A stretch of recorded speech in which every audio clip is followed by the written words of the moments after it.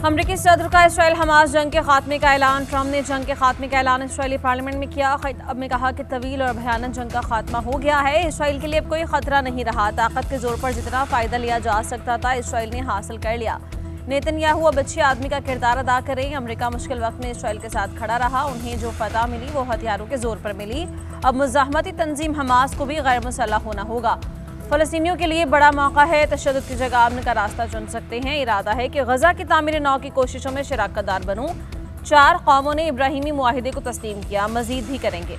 अमरीकी सदर का एक बार फिर 8 माह में 8 जंगें रुकवाने का जिक्र। कहा खित्ते को परेशान करने वाली इंतशार पसंद क़ुव्वतें शिकस्त खा चुकी हैं। बंदूकें खामोश हो रही हैं। मशरक़ वस्ता में अमन आ रहा है। खित्ते के तमाम ममालिक को आपस में दुश्मन नहीं होना चाहिए। जल्द से जल्द गजा की तामीर नौ के कामों में शामिल हों।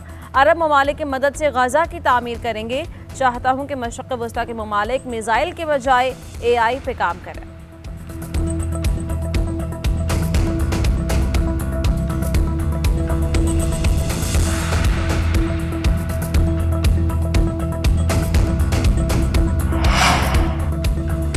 अमरीकी सदर डोनाल्ड ट्रंप ईरान के साथ भी अमन मुआहिदे के ख्वाहिशमंद। कहा कि ईरान के लिए दोस्ती और ताउन के दरवाजे खुले हैं। ईरान एटमी हथियारों के हुसूल से सिर्फ 2 माह दूर था। अमरीकी B-2 बमबार तैयारों ने ईरान पर हमले के लिए 37 घंटे मुसलसल परवाज की और 14 बम गिराकर ईरान की एटमी सलाहियत खत्म कर दी। अमरीकी सदर के खिताब के दौरान इसराइली पार्लियामेंट में हंगामा आराई है कि इसराइली रुकने पार्लियामेंट का फ़लस्तीन के हक में एहतजाज। ट्रंप के जाने बढ़ने की कोशिश। शोर शराबा करने वाले रुकन को सिक्योरिटी अमले ने बाहर निकाल दिया। एहतजाजी रुकन को फौरी निकालने पर अमरीकी सदर की सिक्योरिटी की तारीफ। कहा सिक्योरिटी बहुत मुस्तैदी से काम किया। खबर एजेंसी के मुताबिक एहतजाज करने वाले रुकने पार्लियामेंट का ताल्लुक बाएं बाजू से है।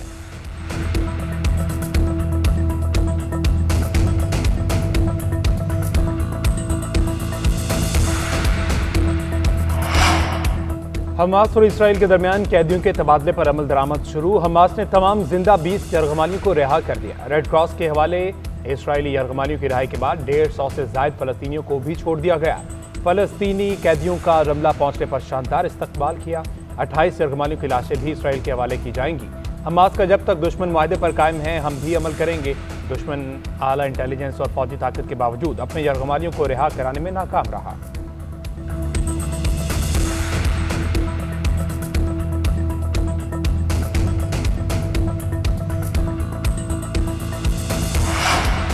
गजा अमन मुआहिदे पर दस्तखत की तकरीब। वज़ीर-ए-आज़म शहबाज शरीफ मिस्र पहुंच गए। एयरपोर्ट पर मिस्री आला हुकाम और पाकिस्तानी सफ़ीर ने इस्तकबाल किया। नायब वज़ीर-ए-आज़म इस्हाक़ और वज़ीर इत्तलाआत अता तारड़ भी हमरा। शहबाज शरीफ ने कहा कि गजा अमन मंसूबे पर दस्तखत मशरक़ वस्ता में देर पा अमन की जानिब अहम कदम है। मिस्री और अमरीकी सदूर सरबराही इजलास के शरीक मेज़बान हैं। इनका मशकूर हूँ।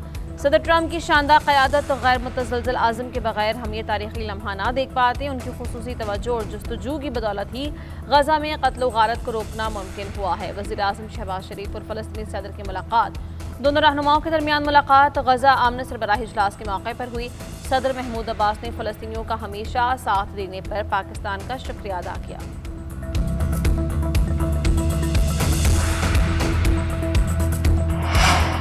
शर्मुल शेख में गजा अमन मुआहदे पर दस्तखत की तकरीब आज होगी। अमरीकी और मिस्री सदूर सदारत करेंगे। फ़लस्तीनी अथॉरिटी के सरबराह महमूद अब्बास शरीक होंगे। इसराइली वज़ीर-ए-आज़म नेतन्याहू ने शिरकत मनसूख कर दी। इजलास में तुर्क सदर, बरतानवी और इतालवी वज़ीर-ए-आज़म, जर्मन चांसलर और फ्रांसीसी सदर मैक्रोन समेत 20 से ज़ायद ममालिक के सरबराहान शिरकत करेंगे। अक़वाम मुत्तहिदा के सेक्रेटरी जनरल एंटोनियो गुतेरेस और यूरोपीय यूनियन के सदर भी तारीख़ी मौके पर मौजूद होंगे। समिट में गजा की तामीर नौ के हवाले से लाएअमल तय किया जाएगा। जंगबंदी मुआहदे के 40 ममालिक गजा की नुमाइंदगी करेंगे। गजा में जंगबंदी के बाद 7.5 लाख फ़लस्तीनियों की वापसी। रफ़ा से 400 इमदादी ट्रक गजा में दाखिल। लाशों की तलाश के लिए बैनुल-अक़वामी इदारा कायम किया जाएगा। गजा में मलबे तले दबी मजीद 124 लाशें मिली। सेहूनी फौज ने जाते जाते एक और सहाफ़ी सालेह अल जाफरी को शहीद कर दिया। जंगी जुनून में मुब्तला इसराइली वज़ीर-ए-आज़म की ढिठाई बरकरार। नेतन्याहू ने कहा कि गजा में फौजी कार्रवाई अभी ख़त्म नहीं हुई। इसराइल को अब भी बड़े सिक्योरिटी चैलेंजेस का सामना है। हमारे कुछ दुश्मन दोबारा मुनज़्ज़म होकर हम पर हमला करने की कोशिश कर रहे हैं। हालिया कामयाबियों के बाद इसराइल के लिए नए मौक़े भी पैदा हुए हैं।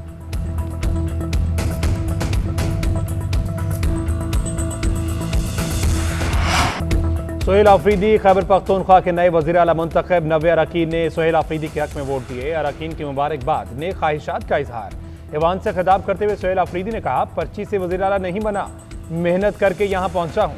सबसे पहले पाकिस्तानी, फिर पख्तून और कबायली हूँ। नाम के साथ जरदारी या भुट्टो लगने से कोई लीडर नहीं बन जाता। अवाम की बदौलत ही रियासत कायम रहती है।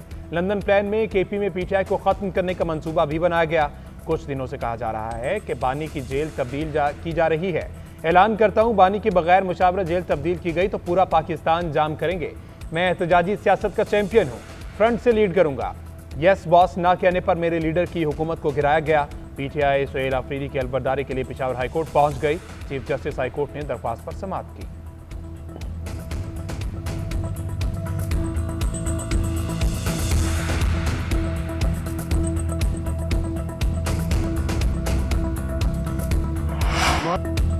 गवर्नर केपी ने वज़ीर आला का इंतखाब गैर आईनी करार दे दिया। फैसल करीम कुंडी ने कहा कि जब तक अली अमीन का इस्तीफा मंजूर नहीं होता, वज़ीर आला का इंतखाब गैर आईनी तस्वुर होगा। नए वज़ीर आला केपी का नोटिफिकेशन कौन करेगा? अली अमीन गंडापुर के इस्तीफे से मुतमईन नहीं हूँ। अली अमीन परसों मेरे पास आ जाए, उन्हें चाय भी पिलाऊंगा, इस्तीफा भी मंजूर हो जाएगा। अपोजिशन का इंतखाब अदालत में चैलेंज करने का ऐलान। डॉक्टर इबादुल्लाह ने कहा कि अपोजिशन कल वज़ीर आला के इंतखाब के खिलाफ अदालत जाएगी।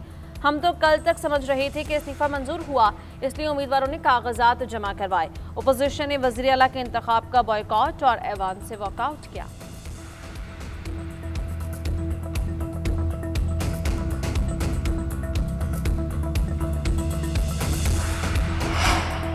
स्पीकर केपी की अली अमीन गंडापुर का इस्तीफा मंजूर करने की रूलिंग। बाबर सलीम सवाती ने कहा, कायदे-ए-वान के इंतखाब पर रूलिंग देता हूं कि जो तरीक़ाकार अपनाया है वो बिल्कुल आइन के मुताबिक है। बहैसियत स्पीकर समझता हूं कि अली अमीन गंडापुर अपने मनसब से मुस्ताफ़ी हो चुके। अली अमीन गंडापुर ने दोबारा इस्तीफा गवर्नर को भेजा और आज ऐवान में भी इस्तीफे का ऐलान किया। चंद लोगों की ख्वाहिश है कि सोहेल आफरीदी वज़ीर आला ना बने। आइन लोगों की ख्वाहिशात पर नहीं चल सकता, आइन के मुताबिक चलेंगे।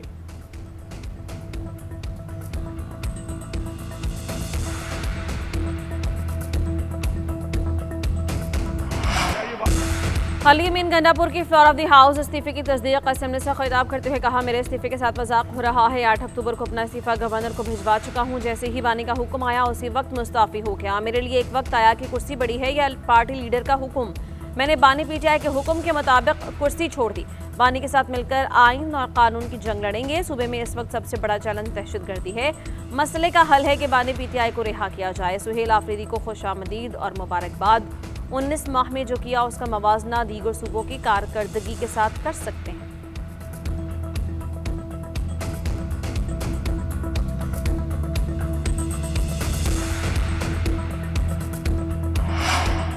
एक वज़ीर आला डी नोटिफाई नहीं हुआ तो दूसरा कहां से आ गया? ये मौम की नाक नहीं कि जिधर से मर्जी खींच लें। वज़ीर इत्तलात पंजाब अज़मा बुखारी का नवमुंतखब वज़ीर आला सोहेल आफरीदी के बयान पर रद्द-ए-अमल। सोहेल आफरीदी को फर्शी वज़ीर आला कह दिया। बोली, सोहेल आफरीदी ने कहा, अपने जोरे बाजू पर आया हूं, जिस पर हंसी आ रही है। मौसूफ ने असम्बली में खड़े होकर भड़के मारी। वो कोई कुश्ती का मुकाबला जीत कर नहीं आए। उन्होंने सूबे की तरक्की पर एक लफ्ज नहीं कहा। उनकी गुफ्तगू अडयाला के कैदी से शुरू होकर वहीं खत्म हो गई। एक वज़ीर आला किसी अदम एतमाद या साजिश से नहीं उतरा, वो दो ख़वातीन की लड़ाई में पिस गया। डी नोटिफाई हुए बगैर वज़ीर आला का इंतखाब गैर आईनी है।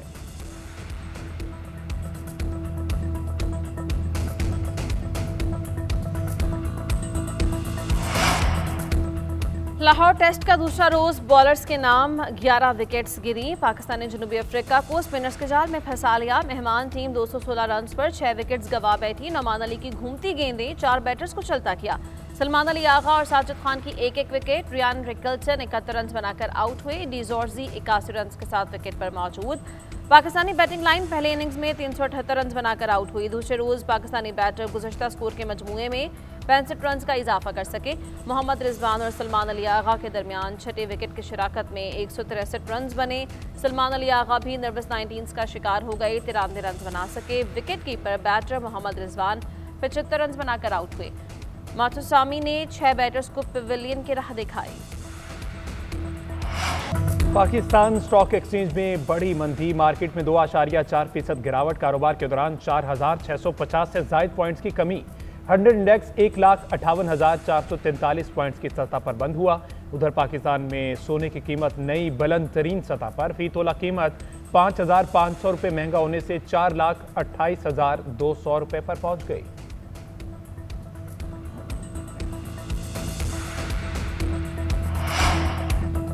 वज़ीर-ए-आला पंजाब से तबलीगी जमात के शूरा अरकान की मुलाकात, मरीम नवाज की तमाम मुमकिन सहूलियात फराहम करने की हिदायत। रायबंड ने इज्तिमा के लिए 3 दिन इलेक्ट्रिक बसेस चलाने का ऐलान। रायबंड जाने वाले रास्तों पर फौरन काम करने का हुक्म। कहा, मुखालिफिन की बातों पर सब्र करती हूँ, लेकिन बाज़ औक़ात अवाम का बोलना ज़रूरी होता है। सिद्क़े दिल से रज़ाए इलाही के लिए अवाम की खिदमत करना चाहते हैं। दुआ है कि अल्लाह ताला अवाम की खिदमत की तौफ़ीक़ दे।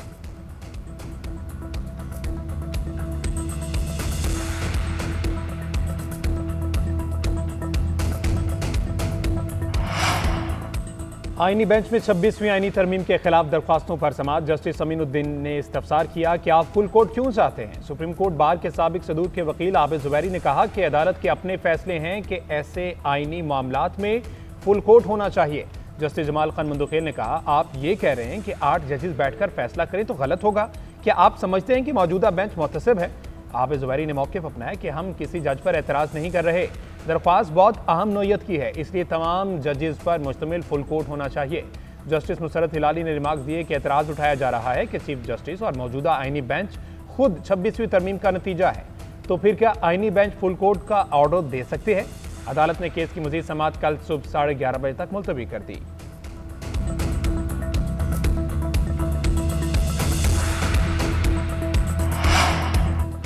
सुप्रीम कोर्ट के आईनी बेंच में सुपर टैक्स केस की समाअत। कंपनीज के वकील फरोग नसीम ने रिमार्क्स दिए। मौक़िफ़ इख्तियार किया कि सिंध हाईकोर्ट ने एक केस में 1 जुलाई 2023 की टैक्स को कलअदम करार दिया। सिंध हाईकोर्ट ने 10% के बजाय 4% टैक्स लागू करने का हुक्म दिया था। जस्टिस मोहम्मद अली मजहर ने रिमार्क्स दिए कि आखिरी तारीख के बाद टैक्स नहीं लग सकता। आज तक ये मामला वाज़ेह क्यों नहीं हो सका। दौरान समाअत जस्टिस जमाल मंदुखेल और फरोग नसीम के दरमियान दिलचस्प मुकालमा हुआ। जस्टिस जमाल मंदुखेल ने कहा कि आपको मक्खन लगा देता हूं कि आप अच्छे दलाइल दे रहे हैं। फरोग नसीम ने जवाब दिया, मैं भी मक्खन लगा देता हूं। इस तरह की उम्दा समाअत आज तक नहीं देखी। जस्टिस अमीनुद्दीन खान ने कहा कि जजेस पर बहुत दबाव होता है। फरोग नसीम ने मौक़िफ़ अपनाया कि किसी जज को ये इख्तियार नहीं कि वो किसी वकील की बेइज्जती करे। केस की समाअत कल सुबह 9:30 बजे तक मुलतवी।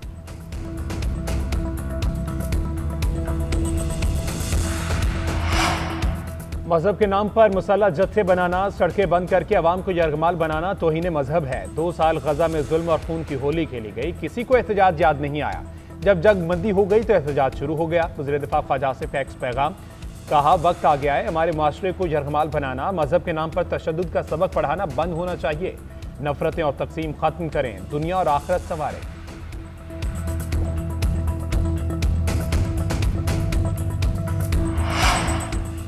मजहबी जमात के एहतजाज के बायस लाहौर की शाहराहें एक बार फिर बंद। लाहौर के दाखिली और खारजी रास्ते सील, मोटरवे से दूसरे शहरों को आने और जाने वाले रास्ते भी बंद। शहर में मेट्रो बस सर्विस भी जुज़वी तौर पर मुअत्तल। करोल घाटी, रिंग रोड, ठोकर न्याज़ बेग, बाबू साबू बंद। रावलपिंडी में 4 दिन से बंद रास्ते खुल गए। तमाम राबता सड़कें भी खोल दी गई। मरी रोड और दीगर रास्तों पर ट्रैफिक रवा दवा। मरी रोड पर दुकानें और तिजारती मराकज़ भी खुल गए। मरी रोड से फैज़ाबाद जाने वाला रास्ता और मेट्रो बस सर्विस बंद। IJP road, double road, express way traffic के लिए बहाल। रावलपिंडी से डबल रोड 9th एवेन्यू का रास्ता खोल दिया गया। मोबाइल फ़ोन और डेटा सर्विसेज भी बहाल हो गई।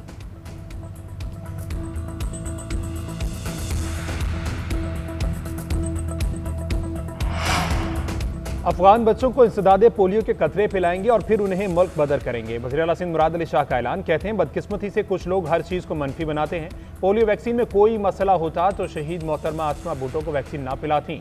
पोलियो के कतरे पिलाने से इनकारी वालिदैन के लिए चीफ मिनिस्टर हाउस में सेल कायम है।